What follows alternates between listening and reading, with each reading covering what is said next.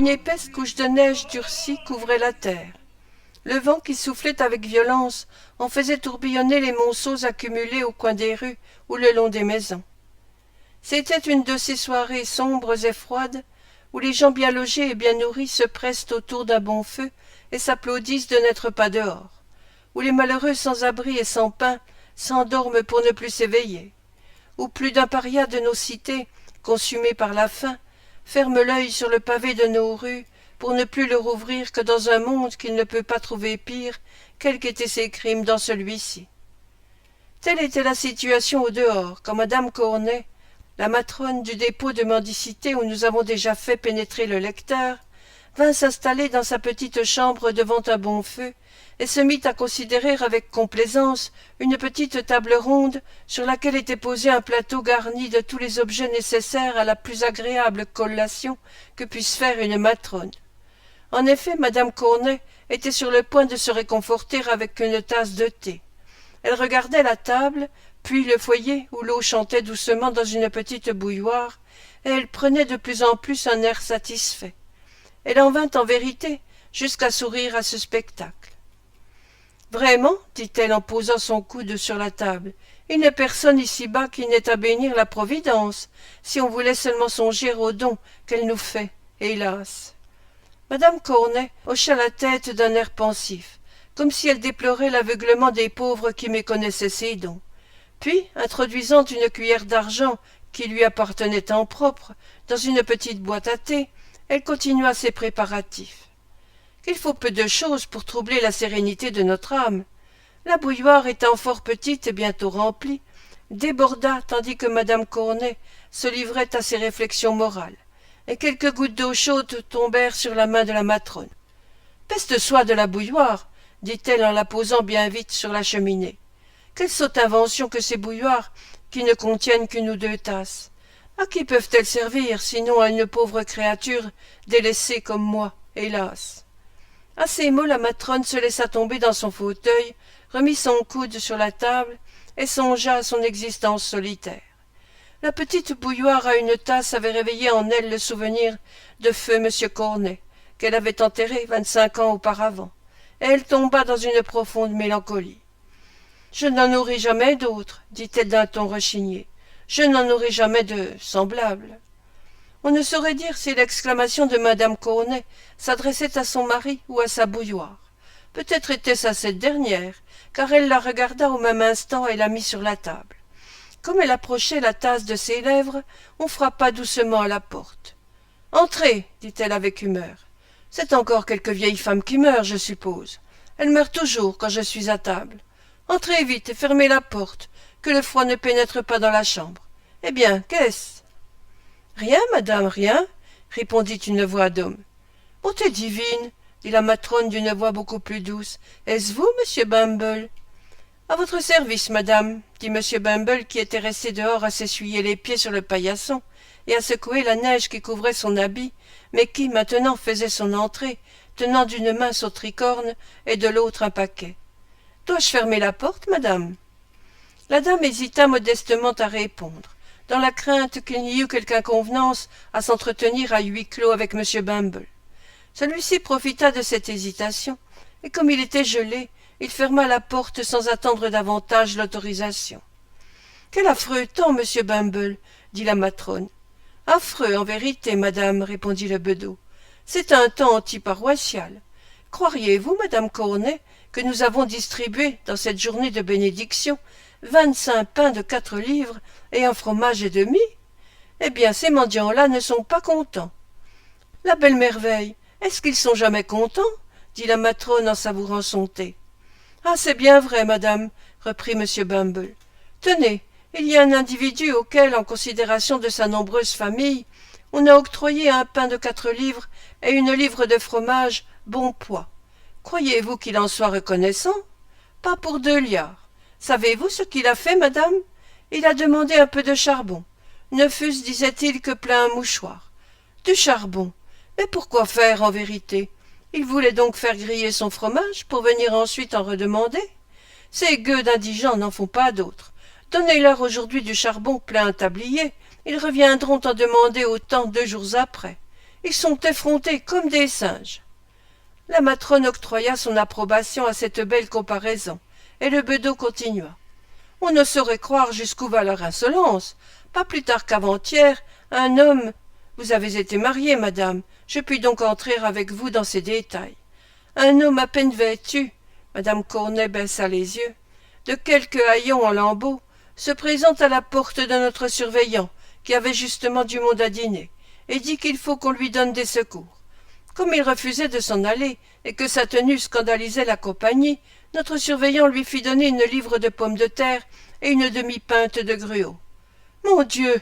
dit ce monstre d'ingratitude. « Qu'est-ce que vous voulez que je fasse de ça? Autant me donner des besicles. »« C'est bon, dit notre surveillant en lui reprenant les provisions. Vous n'aurez rien du tout. »« Il me faudra donc mourir sur le pavé ?» dit le vagabond. « Oh que non, vous n'en mourrez pas, dit le surveillant. « Ah ah, c'est excellent, interrompit la matrone. C'était pour sûr monsieur Granet. Et après? Après, madame, reprit le bedeau, il est parti et il est mort dans la rue. En voilà un entêté.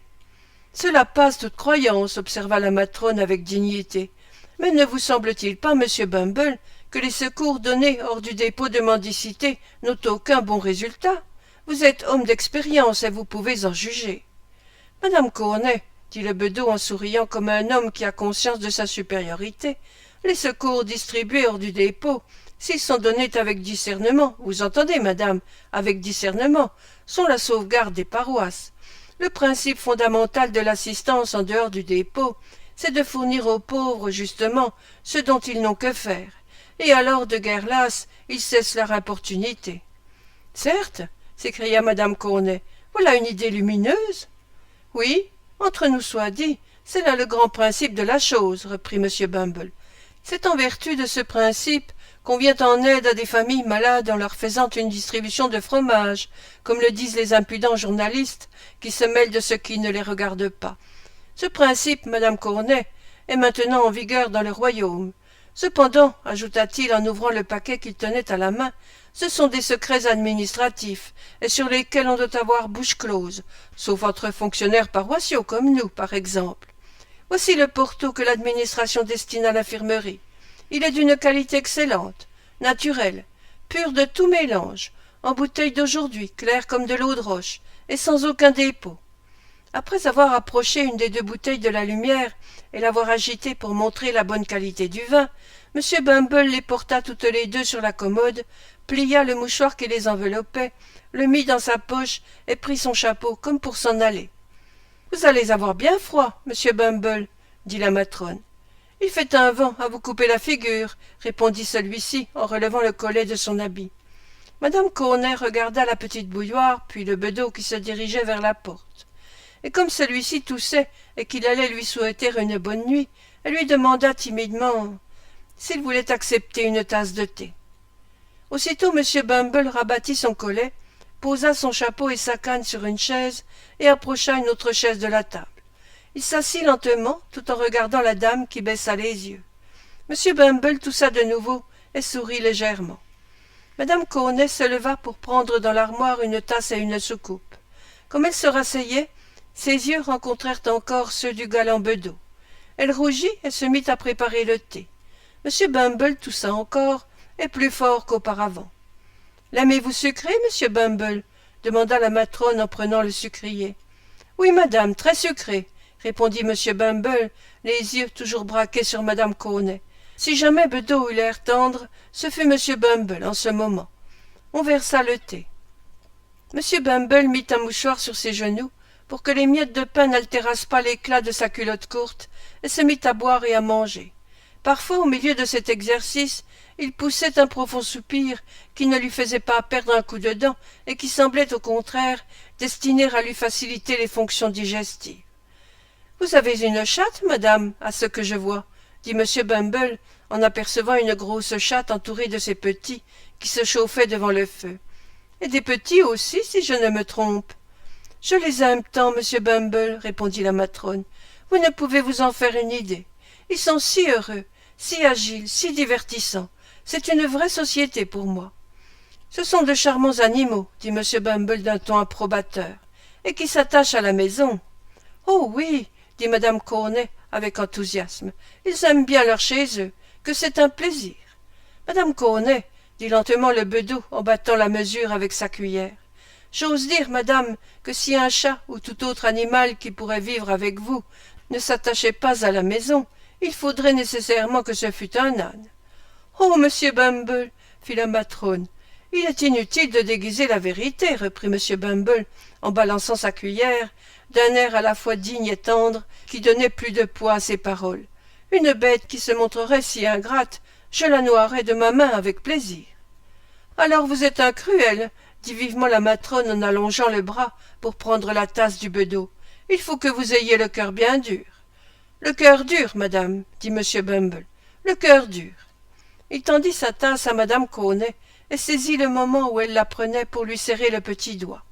Puis posant sa main sur son gilet galonné, il poussa un profond soupir et éloigna, si peu que rien, sa chaise du feu. La table était ronde, et comme madame Cornet et monsieur Bumble étaient assis devant le feu, vis-à-vis l'un de l'autre et assez rapprochés, on comprend que monsieur Bumble, en s'éloignant de la cheminée, ajoutait à la distance qui le séparait de madame Cornet. Cette façon d'agir excitera sans doute l'admiration du lecteur, qui y verra un acte d'héroïsme de la part de monsieur Bumble. L'heure, le lieu, l'occasion auraient pu l'engager à compter fleurette, bien que les propos légers qui conviennent dans la bouche d'un étourdi semblent fort au-dessous de la dignité d'un magistrat, d'un membre du Parlement, d'un ministre d'État, d'un lord maire, et à plus forte raison indigne de la gravité d'un bedeau, qui, nul ne l'ignore, doit être de tous les fonctionnaires le plus sévère et le plus inflexible. Quelles que fussent les intentions de monsieur Bumble, et sans nul doute elles étaient excellentes, le malheur voulut que la table fût ronde, comme nous l'avons observé. Dès lors, monsieur Bumble, en éloignant peu à peu sa chaise, diminua insensiblement la distance qui le séparait de la matrone, et à force de faire voyager sa chaise autour de la table, il arriva à la placer contre celle de madame Cornet. Les deux chaises finirent par se toucher, et là monsieur Bumble s'arrêta. Dans cette situation, si la matrone reculait sa chaise vers la droite, elle se mettait dans la cheminée. Si elle faisait un mouvement vers la gauche, elle tombait dans les bras de monsieur Bumble. Cette alternative n'échappa point à sa perspicacité, et en femme bien avisée, elle ne bougea pas et offrit à monsieur Bumble une seconde tasse de thé. « Le cœur dur !» répéta le bedeau en regardant la matrone. « Et vous, madame Cornet, avez-vous le cœur dur ?» « Dieu !» s'écria-t-elle. « Quelle singulière question de la part d'un célibataire. Qu'est-ce que cela peut vous faire, monsieur Bumble ?» Celui-ci, sans répondre, vida sa tasse, avala une rôtie, s'essuya les lèvres et embrassa bravement la matrone. « Monsieur Bumble, dit tout bas la discrète dame, car l'effroi lui ôtait presque la parole. « Monsieur Bumble, je vais crier. » Celui-ci ne répondit pas, et avec lenteur et dignité, il passa son bras autour de la taille de la matrone. Comme la dame avait manifesté l'intention de crier, elle allait sans doute à cette nouvelle hardiesse exécuter sa menace, quand on frappa vivement à la porte. En un clin d'œil, M. Bumble s'élança agilement vers les bouteilles et se mit à les épousseter activement, tandis que la matrone demandait sèchement « Qui est là ?» Il est à remarquer, et c'est un exemple curieux de l'efficacité d'une surprise soudaine pour atténuer les effets d'une grande frayeur, que sa voix avait repris tout d'un coup sa rudesse habituelle. « Madame, dit une vieille mendiante décharnée en montrant sa tête à la porte, la vieille Sally est en train de s'en aller. »« Eh bien, que voulez-vous que j'y fasse ?» demanda la matrone avec humeur. « Est-ce que je peux l'empêcher de mourir ?»« Non, non, madame, répondit la vieille. Nul ne le peut, il n'y a plus de remède. J'ai vu mourir bien du monde, des enfants et des hommes dans la force de l'âge, et je sais bien que la mort arrive. Mais elle est agitée. Quand les accès lui laissent un moment de repos, et elle n'en a guère, car son agonie est très pénible, elle dit qu'elle a quelque chose à vous dire, qu'il faut absolument que vous sachiez. Elle ne mourra pas tranquille si elle ne vous voit pas, madame. » La digne madame Cornet marmotta mille invectives contre les vieilles femmes qui ne pourraient seulement pas mourir sans importuner leurs supérieurs. De propos délibérés, elle jeta sur ses épaules un grand châle dans lequel elle s'enveloppa soigneusement, pria M. Bumble d'attendre son retour, et enjoignant à la vieille messagère de marcher vite et de ne pas la tenir toute la nuit sur pied dans les escaliers, elle sortit de très mauvaise grâce et se dirigea en grondant vers la chambre de la mourante. Resté seul, M. Bumble tint une étrange conduite. Il ouvrit l'armoire, compta les cuillères à thé, soupesa la pince à sucre, examina attentivement une grande cuillère d'argent pour s'assurer de la bonté du métal. Après avoir satisfait sa curiosité sur tous ces points, il mit son tricorne sens devant derrière et fit plusieurs fois le tour de la table en dansant gravement sur la pointe des pieds. Après s'être livré à ce bizarre exercice, il ôta son tricorne et s'étendit devant le feu en tournant le dos à la cheminée, de l'air d'un homme qui serait occupé à dresser exactement l'inventaire du